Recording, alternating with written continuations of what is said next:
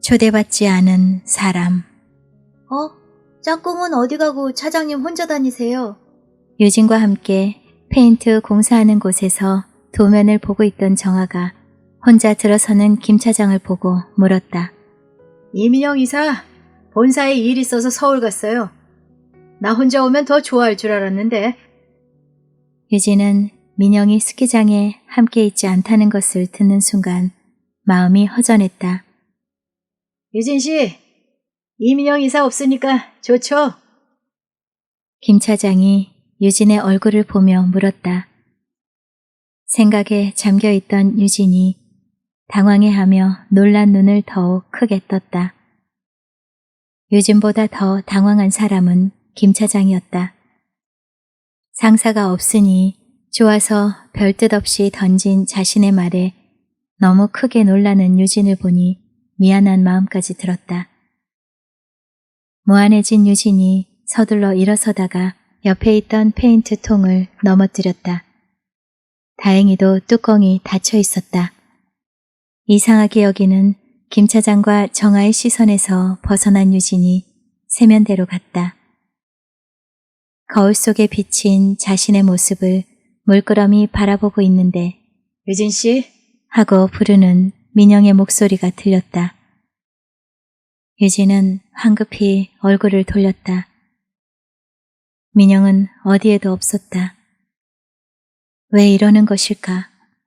유진은 자꾸만 민영이 마음으로 들어오는 것이 불안하면서도 새삼스런 두근거림에 소리 없는 웃음을 살며시 입가로 흘렸다. 결제를 마친 민영이 창가로 다가섰다. 잠시 생각에 잠겨있던 민영이 생각난 듯 전화기를 집어들었다. 그때 채린이 문을 벌컥 열며 들어섰다. 채린은 이미 이성을 잃어버린 사람 같았다. 지난번에 충분히 헤어져야 하는 이유에 대해서 설명했음에도 불구하고 투정을 부렸다. 자신이 걱정되어 만나려고 서울에서 왔으면서 왜 전화를 하지 않았냐는 등 투정을 늘어놓았다. 민영은 채린이 하는 말을 들으며 채린의 얼굴을 들여다보았다. 얼굴이 많이 수척해져 있었다. 하지만 약해질 수는 없었다. 자신이 중심을 잡지 못하면 자신은 물론 채린까지도 괴로움에서 벗어나지 못할 것이 불을 보듯 뻔했기 때문이었다. 채린의 말대로 채린에게 전화를 할 수도 있고 만날 수도 있었다. 하지만 채린에게 필요한 것은 시간이었다. 민영을 잊을 수 있는 시간. 민영은 온갖 구실로 매달리는 채린에게 미안하다는 말을 던졌다. 민영이 할 수 있는 채린에 대한 마지막 배려의 말이었다. 채린은 받아들일 수가 없었다. 울며불며 매달리는 자신에게 너무도 잔인하게 미안하다는 말 한마디 던지고는 침묵을 지키는 민영을 받아들일 수가 없었다. 그럴 리가 없었다. 민영이 그럴 수는 없었다. 채린은 다시 매달렸다. 아무것도 기대하지 않고 민영의 옆에 있게만 허락해달라고. 이미 그러기에는 민영이 자신에게서 너무 멀리 떠나 있음을 채린은 알면서도 매달렸다. 민영은 처음부터 끝까지 조금도 움직이지 않았다. 다만 마음 정리돼서 다시 편하게 서로 볼 수 있었으면 좋겠다는 희망의 말을 채린에게 던질 뿐이었었다. 자신의 부티크로 돌아온 채린은 꼼짝하지 않고 소파에 앉아 있었다. 그런 채린의 모습을 보고 있는 직원들은 또 무슨 일로 저러나 하는 생각으로 서로 눈치만 보고 있었다. 팔짱을 끼고 뭔가에 골똘하는 채린은 불안해 보였다. 한참을 그러고 있던 채린이 가만히 고개를 가로저었다. 너한테 필요한 것은 내가 아니라 시간이야. 민영의 말이 다시 체린의 머릿속에 떠올랐다. 억울했다. 지금 자신에게 일어나는 모든 것이 용서할 수 없을 것 같았다. 정유진과 이민영 두 사람 모두를. 다시 끓어오르는 애증으로 엉망진창이 되어갈 무렵 진숙이 커다란 상자를 들고 들어왔다. 무엇인지 궁금했다. 유진의 어머니가 보내온 상혁 어머니의 생신 선물이었다. 유진이 집에 올라오면 전해주라며 진숙에게 보내온 것이다. 순간 체린의 눈빛에서는 교활함이 스멀스멀 넘쳐나기 시작했다. 상혁 어머니 생신이라? 김 PD님, 전화해요. 방송을 마친 상혁이 유 선배와 함께 이야기를 하고 있는데 김 작가가 상혁에게 전화를 건네며 말했다. 상혁은 혹시나 하는 마음에 전화를 받아들었다. 유진이 전화했을지도 모른다는 생각이 잠깐 들었기 때문이다. 하지만 전화를 받는 순간 상혁의 눈빛은 아직 식지 않은 분노의 이글거림으로 변해 있었다. 카페로 들어서는 상혁을 맞이한 사람은 민영이었다.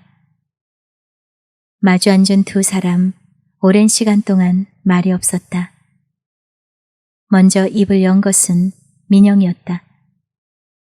그것도 정작 하고 싶은 말이 아닌 다른 말들로. 상혁이 용건을 묻기 전까진 계속 다른 말만 늘어놓았던 것이다. 그럴 수밖에 없던 것이 민영은 상혁과 마주한 그 시간까지도 자신이 상혁을 찾아온 것이 잘한 결정인지 확신이 서지 않았다. 유진을 위해 뭔가를 해주고는 싶은데 다른 방법이 없었다. 생각해보니 유진이 아파하는 부분을 덜어주는 게 자신이 해줄 수 있는 일이란 생각이 들었다. 하지만 망설이지 않은 것은 아니다. 섣불리 상혁에게 말을 했다가 오히려 유진에게 더 큰 아픔이 따를지도 모른다는 생각이 들자 모든 것에 신중하지 않으면 안 될 것 같았기 때문이었다. 민영은 마음을 가다듬었다. 상혁을 만나고 돌아와서는 통곡하던 유진의 모습이 떠올라 그냥 이대로 내려갈 수 없다는 생각이 들었다. 상혁 씨, 유진 씨 사랑하는 거 맞죠? 멈칫하던 민영이 물었다. 뭐라고요? 상혁은 어이가 없었다. 자신이 왜 그런 질문을 받아야 하는 것인지 기가 막혔던 것이다. 사랑하는 거 맞다면 유진 씨 그만 힘들게 해요. 나 때문에 유진 씨한테 화난 거라면 그러지 마세요. 민영은 정말 자신이 한 말 때문에 상혁이 유진을 아프게 하는 거라면 어떻게든 풀어주고 싶었다. 하지만 곧 후회를 했다. 아무래도 상혁을 잘못 찾아온 것 같았기 때문이었다. 상혁은 민영의 말에 발끈해서 마치 이성을 잃은 사람처럼 퍼붓기 시작했다.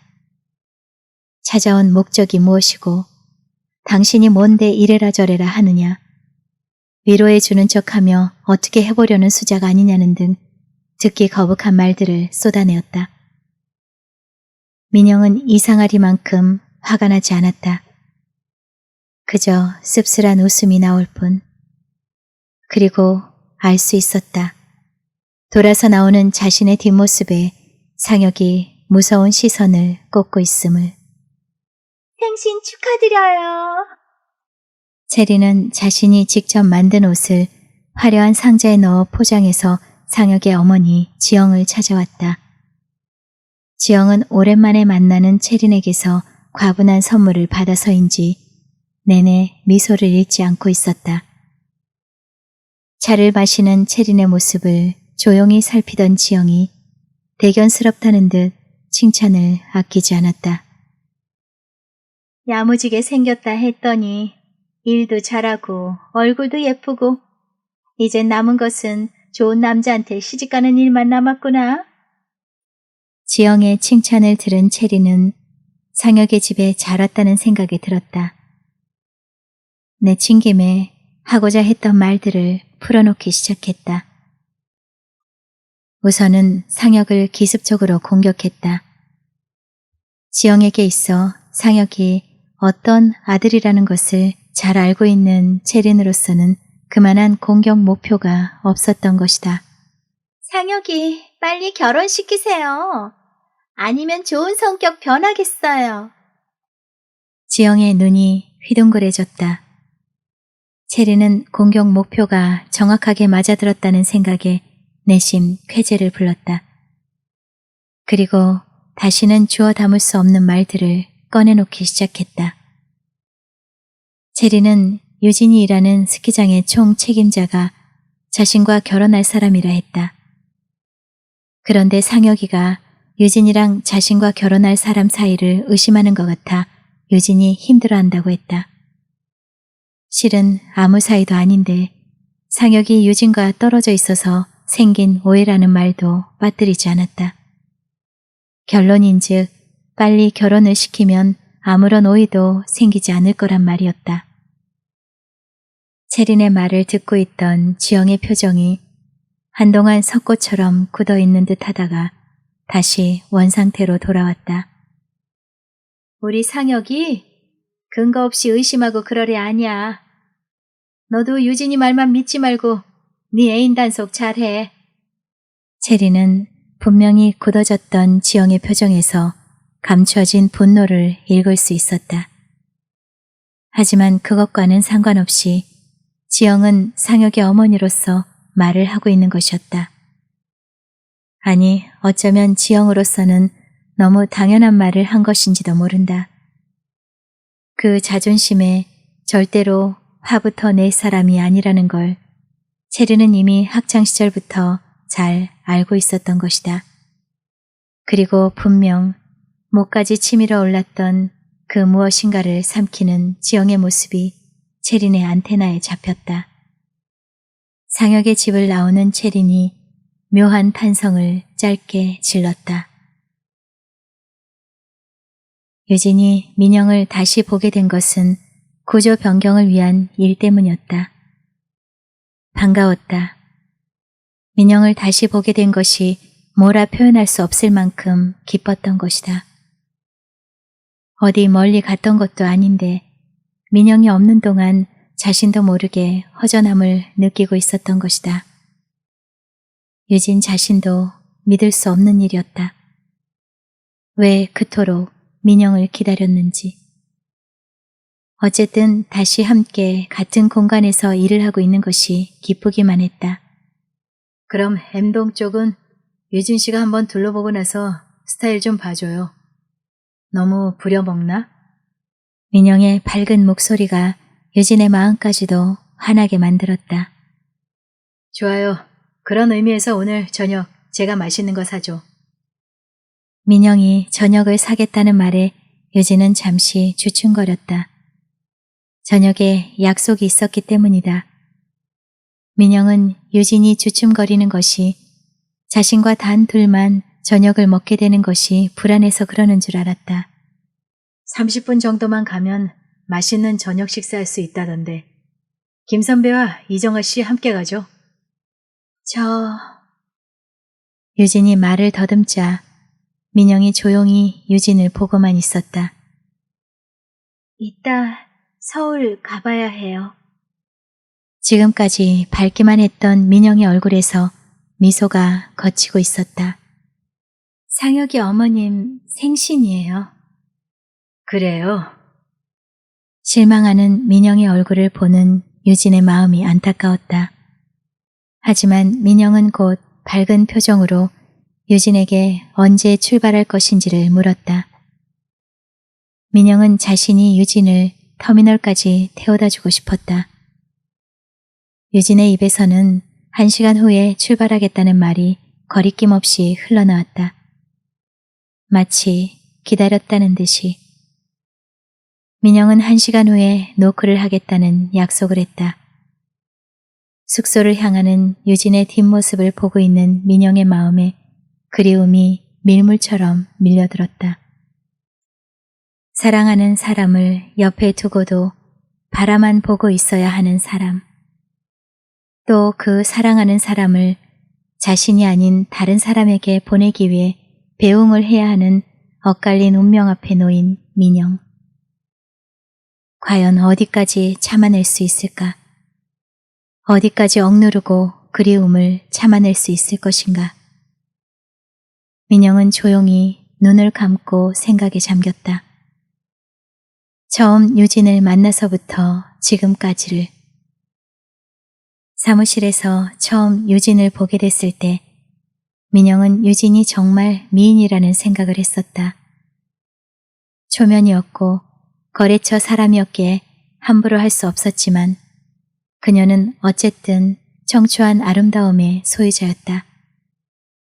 맑은 눈빛, 일에 대한 열정, 사람에 대한 배려와 그늘진 모습까지도 모두 예뻤다. 처음으로 단 둘이 스키장 답사가던 날 유진이 했던 말이 생각났다. 사랑하는 사람에게는 서로의 마음이 제일 좋은 집이라고. 민영 자신과 같은 생각을 하고 있었던 것도 그렇고 많은 오해와 갈등 속에서도 굳이 변명하지 않고 묻지 않는 사람다운 사람의 모습을 지닌 아름다운 여인 정유진. 민영은 유진을 만난 이후 변한 것이 있었다. 매사에 자신감이 넘쳐 흘러 아픔이나 그늘을 모르고 살았던 민영에게 유진은 사랑보다는 아픔을 먼저 가르쳐 주었다.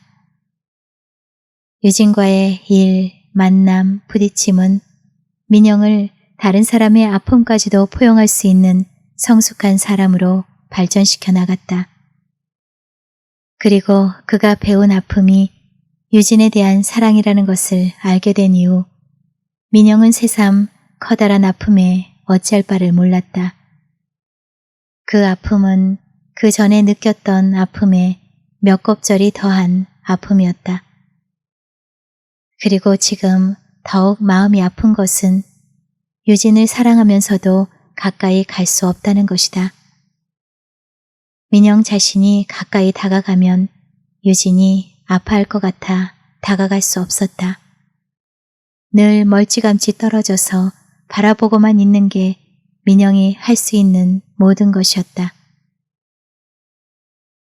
민영은 자리에서 일어나 서랍 깊숙이 넣어두었던 카드를 찾아냈다.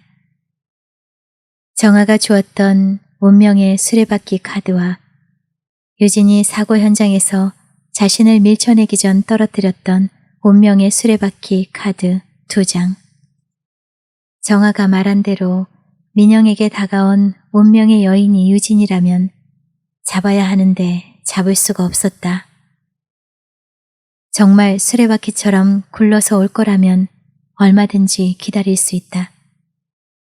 하지만 이미 와 있는데도 잡을 수 없고 만질 수 없는 것을 어떻게 설명해야 하나. 민영은 다시 서랍 깊숙이 운명의 수레바퀴 카드 2장을 집어넣었다.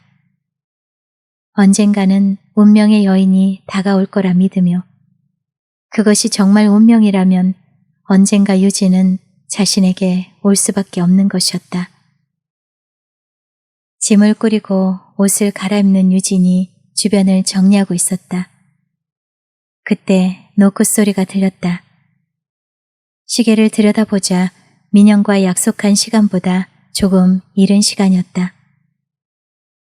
반가운 마음에 문을 열었다. 거기에는 민영이 아닌 상혁이 서 있었다.